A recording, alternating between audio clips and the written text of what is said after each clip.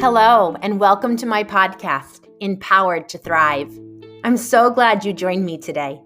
I'm your host, Corrine Powell. I help people pleasers find happiness, embrace courage, and experience peace of mind through inner child healing. If you're desperate for change and not sure how to make it happen, I'm here to guide you along the way.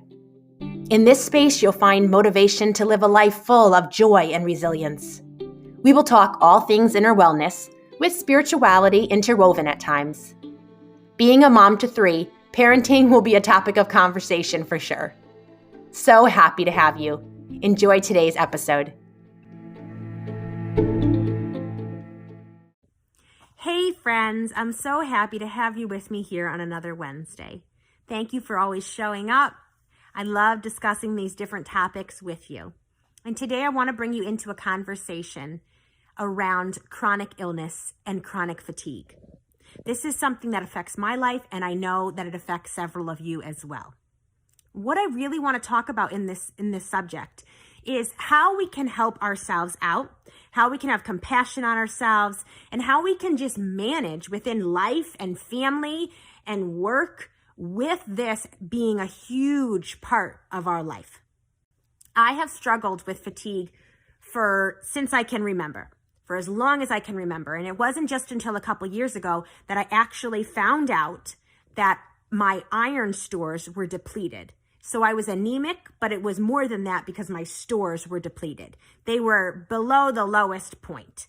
And I was really actually relieved to know there was a reason for my fatigue. And even though we haven't gotten to the root of it all, my body has improved, and at least I knew I wasn't just making it up in my head. You know, sometimes when you live feeling a certain way all the time and other people around you are thriving and it doesn't look like they're functioning in the way you have to function, it can start to feel isolating and perplexing and just downright confusing to know that I needed to get full hours of sleep, and missing some of one night of sleep would set me back for several days.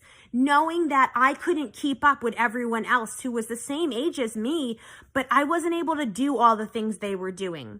I needed to take naps and take breaks, and taking my kids out to go to the grocery store in the middle of the day was exhausting to me.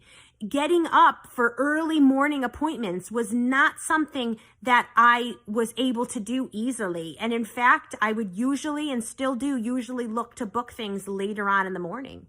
And for those of you that have a chronic illness or a chronic fatigue, you know this is real. This is legitimate. And even today, as I come on without any makeup, it's because I want you to know that there is another side. We can see people looking good, looking vibrant, fully alive. And yes, that's a part of how I function. But there's this other piece to my life, and I wanted to bring you into it because I feel like it's so important to shed light onto subjects like this. And I want you to know, if you struggle with a chronic illness, I see you. I care. I know how hard it can be just to function in the everyday. And I want to talk about ways that we can help ourselves out. So what I've had to learn to do, especially over the last couple of years, is pull back on how many things I say yes to. Pulling back on how much I expect of myself within a day. Pulling back on what I can do even within my family. My husband knows I'm not going to be able to do as much, especially if if I lost some sleep the night before. Or because we homeschool our kids, the days that he's home with them and he's teaching them, they're required to do more school than the days I'm home with them. And honestly, the real reason for that is because it's too much for my body to manage my kids, homeschool them, keep up with the dishes, the laundry, the housework, and I have my own business, which I still need to make time for, even in those days that my husband's working.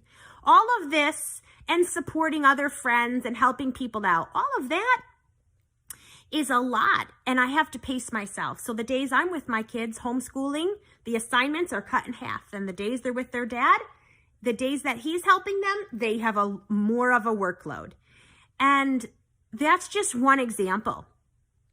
Sometimes we have a frozen meal for dinner, not because I want to always eat the processed foods, but because I recognize that it's worth having something easy for my family than for putting myself out and depleting some more of my energy in a way that just isn't necessary. I have to decide where I can take from and where I need to replenish.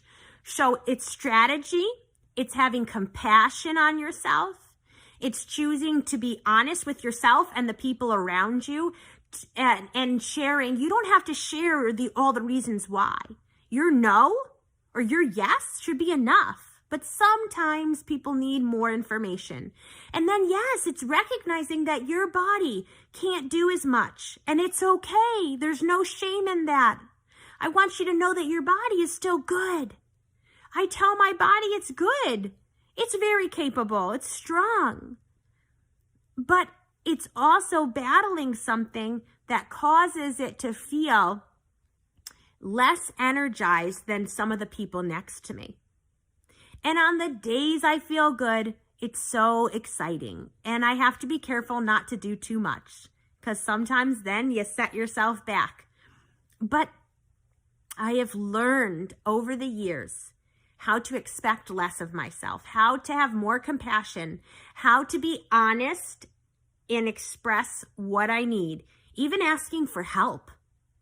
I don't know about for you, but for me, I was a yeser. I would say yes to anything and everything. It didn't matter what it was going to put me out. It didn't matter. I was there to help people. Well, it's been very hard to know I'm disappointing people and I'm letting them down and I'm telling them, no, I can't sometimes. And I still say yes too much. I'm still working on it, but I've improved a lot and I'm really proud of myself for that. Sometimes showing up without makeup is just what I need to do, because it gives a clear reflection, and because it gives me permission to just come and share with you without having to be a certain way. And that's something I want all of us to hear. You get to come and be at the table and be with your friends and be wherever you are as you are. If you're exhausted on a day when you have plans and you still want to keep the plans because you feel like it's actually going to replenish you some, go and be yourself. Be exhausted. It's okay. You don't have to put a mask on. In many situations, you don't have to put a mask on. We learn to put a mask on. We learn because we realize that, some people will reject us if we show up and we're not as capable or as good as the next person. We're not as strong as the next person. We don't look as pretty as the next person. But I want you to know that you are valuable, that your significance and your worth is not dependent on how much energy you have. It's not dependent on how you look. It's not dependent on how your body feels. You are worthy. You are valuable because you are. Simply because you are. And obviously, I feel this deeply. And I want you to know that from the depths of my heart, I am convinced of that. I am convinced of your value and your worth and your significance. And I want you to know that your body's good. Your body's capable. Your body is beautiful. And I even hear these words, it's not going to always be this way. And that seems contradictory to what many of us might be thinking. But I want to say it. And for those of you that want to absorb it, go ahead and absorb it. It's not always going to be this way. For sure, there are brighter days ahead. Life is getting more vibrant. And even for me, even the days when my energy is low, having more compassion for myself, being honest with people, asking for help, saying no to more things that I can't commit to, and using strategy to be for myself, that's actually created a more vibrant life for me. It's actually created a brighter future. So even as I say things won't always be this way, I feel like in that it's going to be really important that you implement what you can to take better care of yourself. And you might be doing a great job at taking care of yourself. And if you are, I'm proud of you. But for those of us that need to hear that, I want to be one voice to give you permission that says you can be for yourself. And even if it means other people have to pick up the slack, it's okay. Your body needs you to be for it. So advocate for you. I'm cheering for you. I'm standing with you. And I totally empathize. I know what it's like to not have enough energy when you feel like you just can't get through the day. To be so exhausted and the day's barely begun. To not feel like you can get out of bed because you're beat. I know what it's like. And I care. So reach out to me if you'd like. I'm here for you.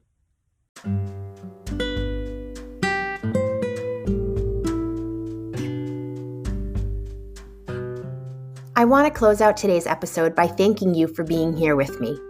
We've made it to the end, and I hope what I shared has been helpful. If there is anything I've mentioned that you want to talk about in more depth, I would be so glad to connect with you.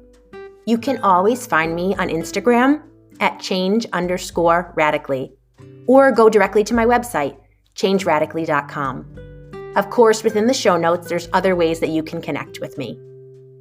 And if there is someone that you think would benefit from this podcast, please share it with them. To help my podcast get more growth and reach more people, please subscribe, review, and rate it. And until next week, I'm wishing you the very best.